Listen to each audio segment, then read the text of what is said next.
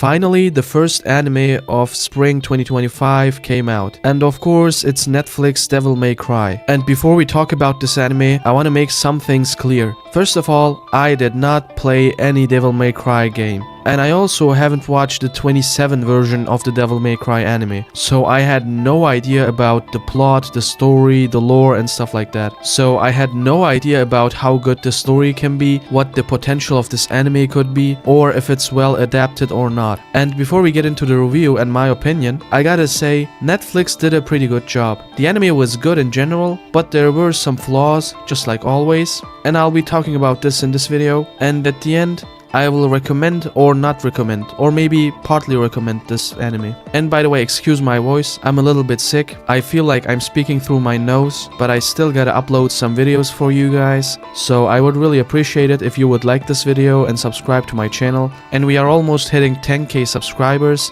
I just want to thank every one of you for your support. So first, I'm gonna talk about the story very short, and I'll be giving you some spoilers from the first episode of the anime, because like I somehow have to tell the story, right? But I'll not tell the whole story, don't worry. So the story is about Dante, this guy, which is a demon hunter. Like he basically hunts demons for money. It's a pretty solid job. We can say he's a freelancer, just like me. That means unemployed.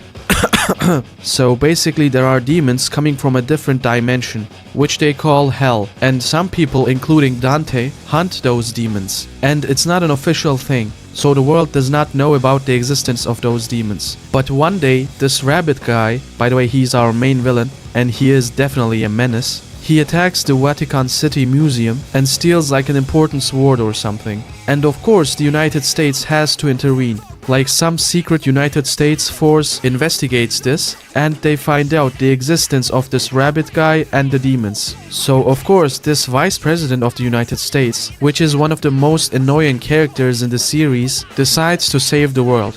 Why? Because God bless America, and America has to save the world. Like, dude, this guy is so freaking crazy. He thinks that he was sent by God, and he thinks that he has to stop all the demons and wage war against the other realm. Anyways, they find out that the rabbit wants to connect the demon world and the human world and bring chaos. And for that, he needs our main character Dante's necklace. I mean, this stone. So what do? Of course they decide to attack Dante and take his precious necklace. Anyways, I guess I got too much into detail, but all of this information is from the first episode of the anime. It's about Dante hunting and fighting the demons and trying to save the world.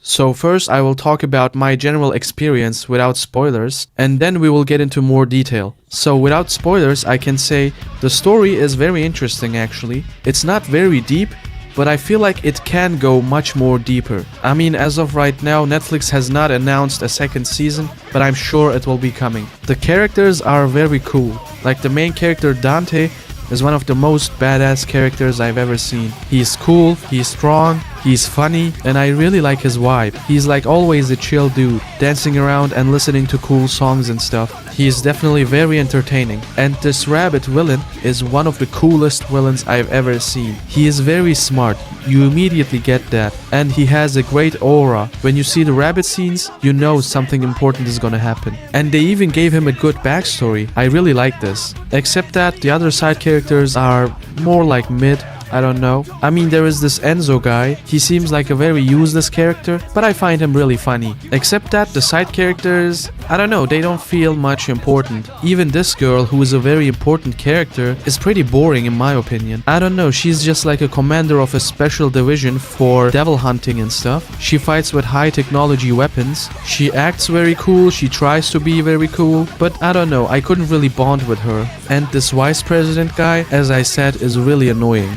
The action scenes are pretty good, but sometimes the animations feel like, I don't know, very weird CGI characters and stuff. So the animations are definitely not Demon Slayer level, but they are also not bad, so it's alright. And also, I really have to talk about the music. Like in so many scenes they play really cool metal and rock music and stuff. I think it really fits the scenes and mostly to the main character. Even the famous group Evanescence came with a new song for this anime. I binge watched all the 8 episodes in a day. So in general I can really recommend this anime, but I have to dive deeper. So the spoilerless glazing session is over. The first thing I have to say about the story is, almost in every episode there is a crazy action going on, which is actually a good thing. You don't get bored pretty much. But I feel like this also has a downside. Like, too much action is good, but sometimes it feels like the story is going very fast. I mean, it gives you the feeling that some things are not processed enough.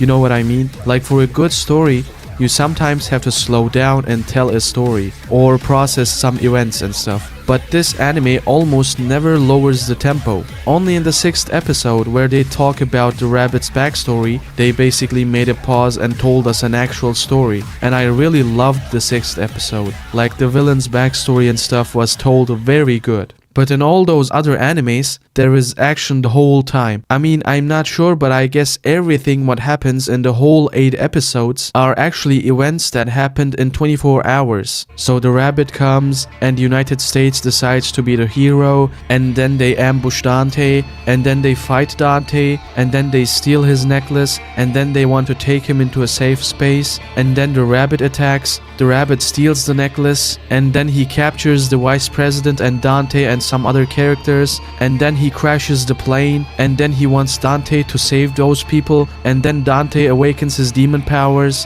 and saves all of them, and then Dante goes to this house with the lady to save the innocent demons and stuff, and then the rabbit calls Dante to fight, and Dante goes to him, and then they fight. Dante beats this Aatrox guy, and then they beat the rabbit, and then the rabbit turns also into an Aatrox and fights Dante, and the rabbit manages to open the gate between demon and the human world, and then the rabbit almost kills Dante, but Dante was saved by the lady, and the rabbit dies, and all the demons go back, and then the vice president opens the gate to the demon world, and he decides to colonize the demon world. Like, he basically wants to conquer the demon world, which is a crazy thing. And then they capture Dante too. Like, all of those things happen in a day, I guess. It happens so fast, you know what I mean? I don't know, at least I think they could spread all those events in a week or something like that. Or maybe they could make 2 seasons out of it, and they could maybe add a training arc for Dante, because like, the guy newly discovered his demon powers, and he started to use them immediately. I mean, he actually didn't master them. In order to use his demon powers, either one of his friends has to die, or he has to remember his traumatic childhood or something like that. And by the way, Enzo's death was the most meaningful death. I mean, I felt nothing when all of those special unit demon hunters died, or I also didn't feel anything when those innocent demons died, but when Enzo died,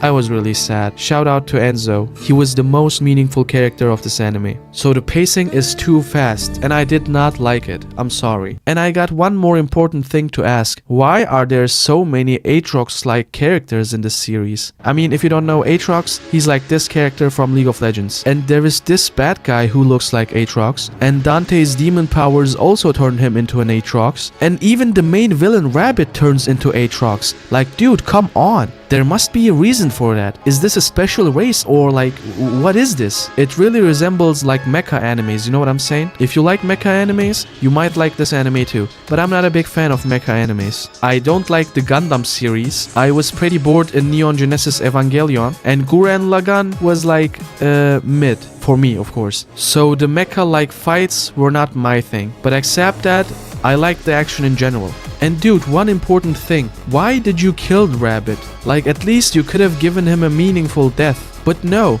he also turned into a mecha Aatrox, and then he died pretty fast. I mean, the end was really fast. Everything happened so fast that it felt like the animators wanted to wrap up the anime as fast as possible. I don't know, maybe they didn't have much time, or maybe they were forced to make 8 episodes, but I'm sure if the anime was like at least 10 episodes, and if they could like spread the anime a little bit more, especially the ending, it could have been a better ending. And like, the rabbit was such a good main villain, they really built this character up. He had a good backstory, he was very cool, he was very clever and smart, he had too much aura, he had too much potential, but then they killed him in a very quick and dumb way, in my opinion. I was actually pretty hyped up when the demon realm connected to the human world, but then they killed the rabbit as quickly as possible, and they closed the demon realm. Like, I don't know guys, I was not satisfied with this ending. But apparently the story continues. I mean, it must really continue. We have to see the whole Sparta story, and we have to see also the big demon king who beats Sparta and stuff. And we also know that Dante Dante's brother is alive, and he will probably fight on the demon's side. So I'm very excited for a second season, and I hope the reason why this season was so fast is because they wanted to do this as an introduction season, and I hope the story will go deeper and they make a much more detailed new season. Rabbit turning into this monster and Enzo dying was not cool. Like, come on, did he really have to die? I also like the message the anime tries to give us. Basically, the dumb Americans intervene in everything. They think they are chosen by God, and they think they can colonize and control anything they want. Like, interfering in the Middle East or in the other countries and stuff might be okay for the USA. But dude, they literally try to colonize the demon realm. How crazy is that?